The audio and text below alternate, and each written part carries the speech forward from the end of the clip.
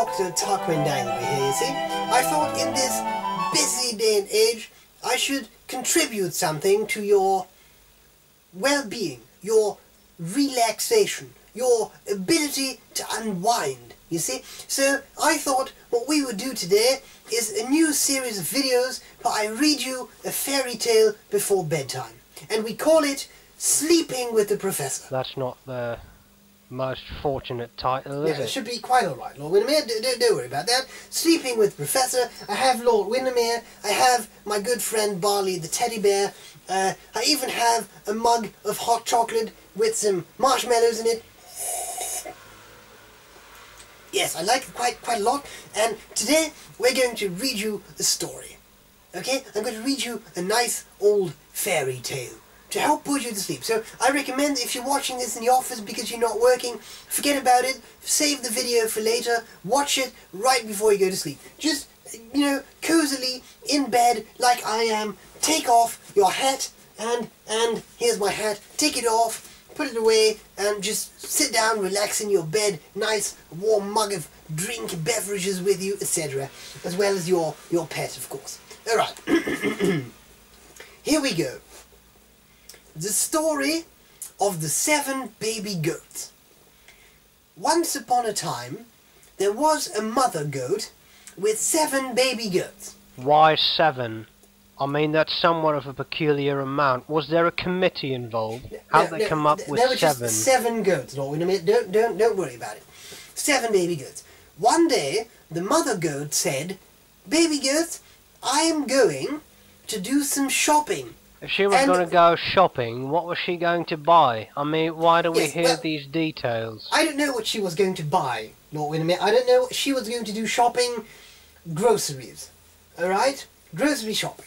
Now, so the mother goat says to her baby goats, "Whatever happens, do not open the door, because it could be the big bad wolf. And if it is the wolf, he may enter and he will eat you all." Sounds like a pretty bad assumption.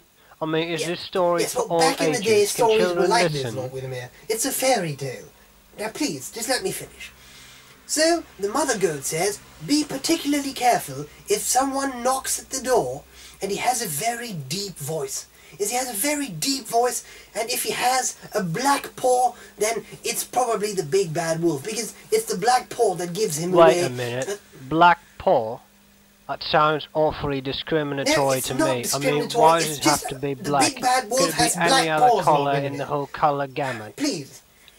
So, the mother goat says, "Now I'm going to the shop." And she goes to the shop and she closes the door, and the little baby goats, they play a game. What game are they playing? Personally, I like Monopoly. I don't know which game. A game that could be played by 7 goats. Please. So, they're playing the game, and then suddenly, someone knocks the door. Someone is knocking at the door, and the baby goats get up, and one of them asks... Which one asks it? It could be a crucial plot point. I don't know which one. One of them asks, "Who are you?"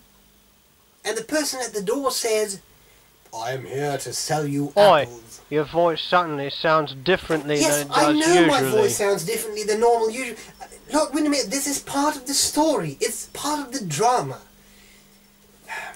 So, the baby goat, one of the 7 goats, I don't know which one, but one of them says, "I know who you are. You are the big bad wolf, because I recognize your deep voice and Mama warned us for you."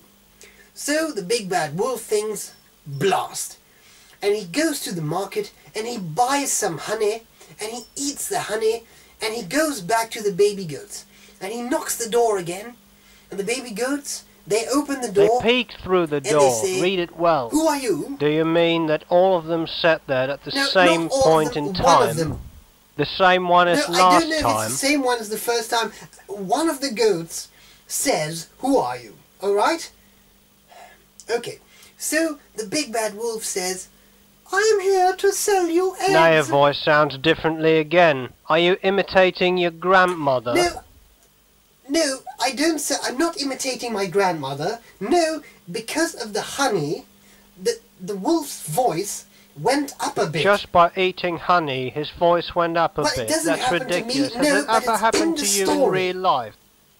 Bloody hell. So, the baby goat, one of the baby goats, looks out the window, and he thinks, well, it's a high voice, but I still don't trust it. And then he sees this big black paw. And then he thinks, oh, I know who this is. So he says, I know who you are. You're not here to sell eggs. You're the big bad wolf. So the wolf thinks, blast. Anyway, he snaps his fingers, and he thinks, a wolf blast. with fingers. This gets better by the second. I know a wolf doesn't have fingers, like with, for heaven's sakes. He goes away, alright? He goes to the miller, and he says, Miller, I want you to give me some flour. And the miller says, I'm not going to give you any flour. You're going to use that to deceive people, and you will eat them. And then the wolf says, if you don't give me the flour, I'm going to kill you. Of course, he has this high voice because of the honey. So the miller, being a human, says, all right, I'll give you the flour. And he gives the wolf the flour. The wolf puts the flour all over his paw, and he goes back to the house of the 7 baby goats. And there he knocks the door again, and one of the baby goats... Is it the same one who asked it the last 2 times? I don't know which one of the baby goats, Lord Windermere. One of the baby goats... Was there a voting on who would ask? No, there was not a voting. I don't know. One of the baby goats, they decided it somehow. Was it a democratic process? I don't know if it was a democratic process. One of the baby goats says, who are you? Then the wolf says, I'm here to inspect your chimney. And the baby goats think, well, the voice is high, it can't be the big bad wolf, he has a deep voice. And they look out the window, and what they see is a white paw. And they think, well, then it can't be the big bad wolf. And unfortunately, they open the door. The wolf jumps in. With his big claws, he grabs the goat, and they all hide. One hides behind the stove, one under the table, one under the bed. The youngest one hides in the big standing That seems clock. awfully haphazard to me. Yes, Why I know didn't they it's a just bit run hazard, out? Lord Windermere. Haphazard, I know it is, for heaven's sakes. They just scatter and they hide everywhere. So the wolf catches them all and eats them, except for the youngest one who was hidden in the clock. And then he leaves, completely satisfied with a big belly. And not long after that, the mother goat enters. And she sees the ravage and she thinks, oh no, I know what happened here. And then the baby goat, he peeks out of the clock and he jumps out and he says, Mother, mother, the big bad wolf, we let him in. He ate all my brothers. All brothers? That's yes, a they were pity. all brothers. No there birds, were no then. sisters. No, that is not a pity. Alright. The mother says, oh no, let's quickly go out. And she follows the trail. And then she finds the big bad wolf. He is sleeping. He is sleeping at the foot of a tree, and his belly is all big and swollen from all the little baby goats he has eaten. And then the mother goat says, I know what to do. And she takes out a knife. Wait a minute, a knife? Where's his knife suddenly come from? It's a butcher knife. She just had it with her. She armed herself because she knew she was going after the wolf. It doesn't matter where she got the knife. She just had the knife. Alright? And she cuts open the belly of the wolf. That sounds painful. Did she use anesthetics No, of I some don't know if kind? anesthetics were used. It doesn't really matter. She cuts open the belly of the wolf and he sleeps on. And all the baby goats jump out. And then she takes 6 large rocks and she sews the big bad wolf. Sewing 6 large rocks into a wolf. Is that medically I don't know if plausible? it's medically plausible. It's hardly the point whether or not it is medically plausible. It's a fairy tale, Lord Windermere. For heaven's sakes.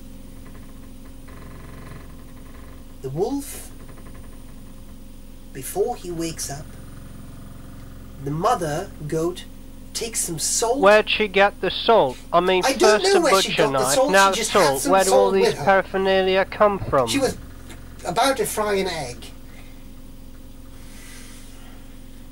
Anyway, she puts the salt on the wolf's beak so that it's all there on his beak. I love wolves with beaks, large beaks, you know. And the wolf, she hides behind the tree with the little baby goats. The wolf wakes up and he's thirsty because of all the salt. And he walks to the well, little waggling like this. And then he bends over to drink because he's so thirsty. But because of all the rocks in his belly, he topples, he falls down the well, and then he drowns. And the big forest is rid of the big bad wolf forever. And the little goats go home, and they promise their mother, and this is important, children, never to open the door if they don't know who is ringing the bell. Or knocking, for that matter. Doesn't really matter. And then they lived happily ever after. This was the first installment of Sleeping with the Professor. I hope you enjoyed it. I must say, I'm quite nappy myself. I hope next time there's a more plausible story with a reasonable amount of protagonists and no weird objects appearing out of nothing. Good night, Lord Windermere, you too. And I would say, grab your favourite teddy bear, tuck up, and sleep well. Ta-ta.